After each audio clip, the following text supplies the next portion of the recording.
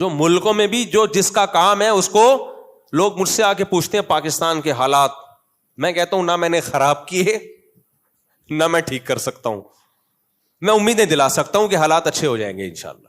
اور یہ جھوٹی موٹی کی امیدیں نہیں ہیں. اکنامکلی حالات الحمدللہ اچھے ہونے جا رہے ہیں, جتنے اچھے ہو گئے ہیں وہ نظر نہیں آ رہے, اتنے ہو زیادہ اچھے گئے ہیں لیکن ابھی تھوڑا دبایا ہوا ہے. ڈالر 275 پہ مصنوعی روکا ہوا ہے بس, ورنہ ڈالر اصل میں اور بھی نیچے گیا ہے, لیکن اس کو روکا ہوا ہے انہوں نے. بہت زیادہ نیچے گیا تو اور کچھ مسائل ہو جائیں گے. تو کچھ اچھے کام بھی ہو رہے ہیں ملک میں, سارے خراب نہیں ہو رہے. جو خراب ہو رہے ہیں ان پہ تو مجھے بولنے کی ضرورت نہیں, وہ آپ خود سمجھدار ہیں ماشاءاللہ. سسٹم کے تحت چلا ہے نا سارا. الیکشن ہمارے ہاں سسٹم کے تحت نہیں ہوتے, کس کے تحت ہوتے ہیں؟ سسٹم کے تحت. سسٹم چل رہا ہے, لیکن بہرحال کچھ امید کی چیزیں بھی ہیں.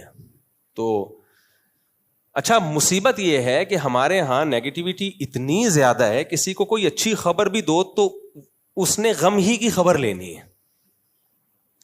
اس کو بتاؤ نا تمہارے ابا کو جو فالج تھا ٹھیک ہو گیا, اب 2 نمبر ہی کر رہا ہے, بیکار باتیں کر رہا ہے. یہ ہمارا دماغ بن چکا ہے. ابے تجھے جو شوگر تھی نا اتفاق سے اب رپورٹیں کلیئر, اب سب ڈرامے باز. تو یار جب تمہارا دماغ ہی خراب ہے, تمہیں اچھی خبر سننی نہیں ہے. اب میں نے بولا نا ایک صاحب کو, میں نے کہا ڈالر دیکھو 275 پہ 75-76 پہ رک گیا ہے, ورنہ کتنی اسپیڈ سے اوپر جا رہا تھا. اب یہ ڈرامے بازی ہمیں بیوقوف بنانے. میں نے کہا پھر ٹینشن میں رہے, تو برین ہیمریج سے مر جا, میری صحت پہ کوئی اثر نہیں پڑتا. تیرے کو اچھی خبر سنا رہا ہوں یار, تھوڑا خوش ہو جائے یار. گورنمنٹ کی طرف سے کوئی پابندی ہے خوش ہونے پر؟ نہیں. اب یہ میں نے کہا میرا کیا فائدہ ڈالر کے اوپر نیچے, میں کوئی گورنمنٹ کا نمائندہ ہوں؟ مجھے کیا مل رہا ہے؟ خوش ہو رہا ہوں میں, تجھے بھی خوش کر رہا ہوں, کیونکہ مجھے کچھ آتھینٹک ذرائع سے خبر ملی ہے, اخباروں کی یوٹیوب کی خبریں نہیں ہیں. لیکن وہی اب یہ صاحب قوم کو بیوقوف بنانے کے لیے. میں نے کہا ٹھیک ہے پھر صحیح ہے, بیوقوف بنانے کے لیے نا تو ڈالر خرید لے, پھر رکھ لے اپنے پاس, اور 1 مہینے بعد جب اوریجنل قیمت آئے گی نا 300 پہ ہو جائے گا, بیچ دینا. کرتے یہ نہیں ہے, یہ بالکل ایسا ہی ہے جیسے ہلال کمیٹی والوں کے بارے میں ایک صاحب نے, ابے 1 دن کا روزہ کھا گئے یار. میں نے کہا تو رکھ لینا پھر, کھا گئے تو. ایک دفعہ رمضان کا شعبان نا 30 کا ہو گیا, تو کہنے لگا ابے کھا گئے 1 دن کا روزہ. میں نے کہا تو کل رکھ لے بھائی. رکھتے بھی نہیں ہیں, کھا گئے تو رکھو نا یار. تو کچھ عادت ایسی پڑ گئی ہے منفی, اور اس میں بھی میں سمجھتا ہوں ہمارے حکمرانوں ہی کا کردار ہے, وہی ذمہ دار ہیں. انہوں نے کیا کچھ ایسا ہے کہ اب لوگ اچھی خبر سننے کی, لوگ کہتے ہیں کہ یہ ڈرامہ ہو رہا ہے ہمارے ساتھ. کچھ نیگیٹیوٹی کو بہت ضرورت سے زیادہ پھیل گئی ہے. تو خیر, تو کیا کہہ رہا تھا یار میں, دائیں بائیں بیان, تو دائیں میں بہت گھوم رہا ہوں میں. بات کیا چل رہی تھی؟ ہاں, میں یہ عرض کر رہا تھا, دیکھو ہمارے حضرت مفتی رشید احمد صاحب بتایا کرتے تھے یہ ڈالر کی خبر سچی ہے, یہ جھوٹی نہیں ہے. ٹھیک, ہاں اگر گورنمنٹ کچھ اور ہی کچھ کلابازیاں ہو جائیں, کچھ اور ہی سسٹم آ جائے تو پھر ایک الگ بات ہے, کیونکہ بعض دفعہ ایک دم سیٹنگ پہ جاتے جاتے کچھ ہو جاتا ہے. لیکن ابھی تک کے حالات یہ ہیں کہ اکنامکلی پاکستان الحمدللہ گرو کر رہا ہے, وہ اچھی خبریں آ رہی ہیں. اور یہ گورنمنٹ کی خبریں صرف نہیں ہیں, یہ جو تاجر جو جن کی پوری ملک کی اکنامی پہ جن کی جو لگام ہے نا, جن کے ہاتھ میں, یہ ان کی, ہمارا اٹھنا بیٹھنا ہر ایک کے ساتھ ہوتا ہے, رکشے والوں کے ساتھ بھی ہوتا ہے, ٹماٹر والوں کے ساتھ بھی ہوتا ہے, بیچارے جو لوگ جوتے سیتے ہیں ان کے ساتھ بھی ہوتا ہے, اور بڑے بڑے ارب پتی تاجروں کے ساتھ بھی ہوتا ہے. تو صرف ایسا نہیں ہے کہ ہم درس قرآن ہی دیتے ہیں اور انڈا موڑ پہ ہی رہتے ہیں اور 4 شادیاں ہی کرتے ہیں, اس کے علاوہ ہمارا کوئی کام نہیں ہے. کبھی خوشبو لگا کے آپ اکیلے میں ملیں تو اس کے علاوہ بھی الحمدللہ بہت سارے کام ہیں, لیکن اس کے لیے ضروری ہے کہ خوشبو لگا کے آئیں آپ, اور یہ بھی ضروری ہے کہ وہ خوشبو مجھے پسند بھی ہو, تاکہ میں اپنی مرضی سے آنے دوں نا اندر. آپ بولو گے آپ نے کہا تھا خوشبو لگا کے آؤ, ہم آ گئے, تو میں بھگاؤں گا کیسے پھر؟ تو میں بولوں گا یہ والی خوشبو نہیں کہا تھا میں نے. اچھا خیر, تو ادارے کو اگر آپ ٹھیک کرنے جائیں گے نا کبھی بھی ٹھیک نہیں ہوگا. مفتی رشید احمد صاحب رحمہ اللہ تعالیٰ کہا کرتے تھے کہ کبھی بھی کسی ادارے کو ٹھیک کرنے کی فکر نہ کرو, چاہے وہ کنٹری ہو, پورا ٹھیک نہیں ہوگا. یورپ امریکہ پورے ٹھیک تھوڑی ہیں, بہت ساری گڑبڑیں وہاں بھی چل رہی ہیں. کوئی بھی اجتماعی نظام جہاں بھی ہوگا اس میں لازماً کچھ خامیاں ہوں گی، انہی خامیوں کے ساتھ اس سسٹم کو چلایا جائے گا، انہی خامیوں کے ساتھ.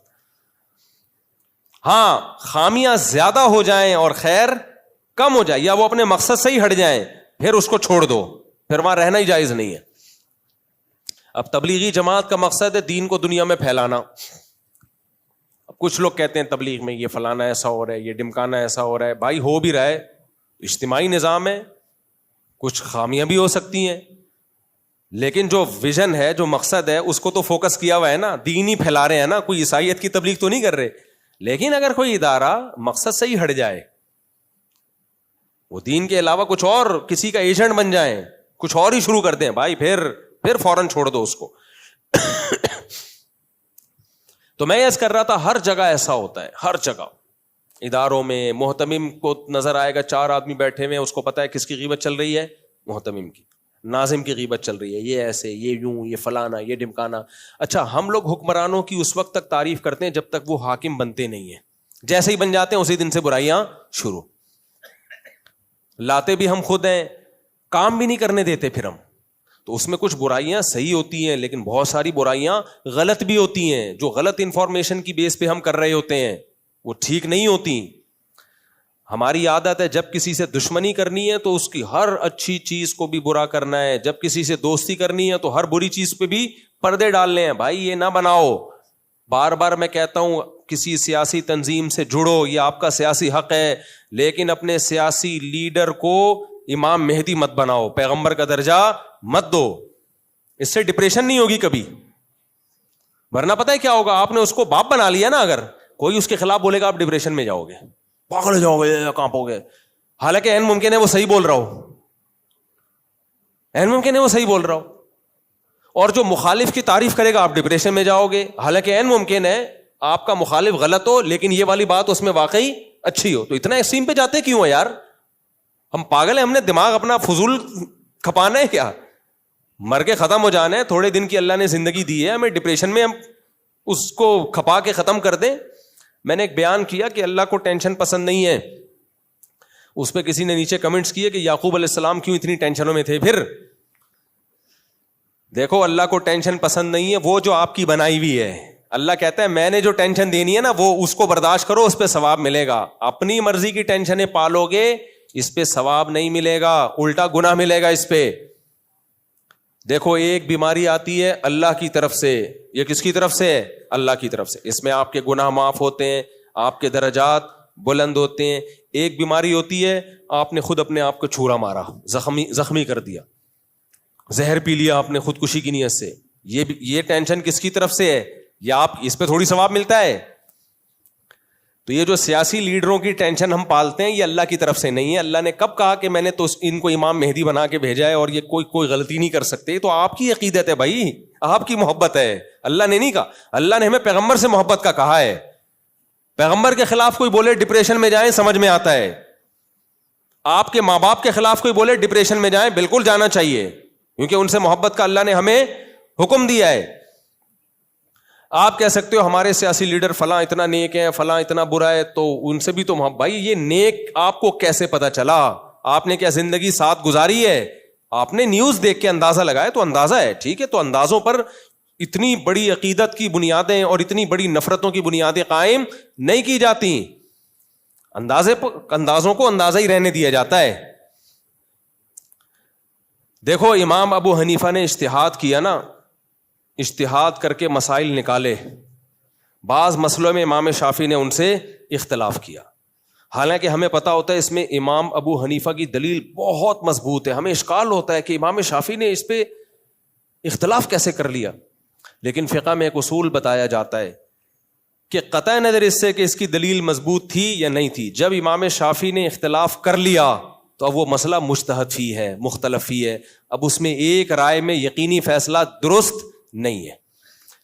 کیوں؟ اتنے بڑے مجتہد ہیں بھائی، جب انہوں نے کر لیا اختلاف تو اس کا مطلب کچھ تو تھا نا. اب اس میں اتنا یقین سے کہنا کہ یہی صحیح ہے باقی سب غلط ہے، تو یہ طریقہ غلط ہوگا. اس لیے کہتے ہیں چاروں اماموں میں کسی مسئلے میں اختلاف ہو جائے تو بس وہ اختلاف ہی اس بات کی علامت ہے. اب اس میں یقینی رائے قائم کرنا درست نہیں ہے. تو وہ مجتہدین اتنے غور و فکر کے بعد رائے قائم کرتے تھے. اس کے بعد ہمیں حکم ہے کہ یہ عقیدہ رکھو کہ غلطی کا امکان ہے. تو اپنے سیاسی لیڈروں کے بارے میں ہم کہیں کہ اس میں ہماری رائے میں غلطی نہیں ہو سکتی, اس کا مطلب ہم اپنے آپ کو تو صحابہ تابعین سے بھی زیادہ آگے سمجھتے ہیں. پھر کیا خیال ہے بھائی؟ ہم نے یہ سمجھ لیا کہ ہم تو بہت بڑے فنٹر ہیں. تو اتنا بڑا فنٹر بنتے کیوں؟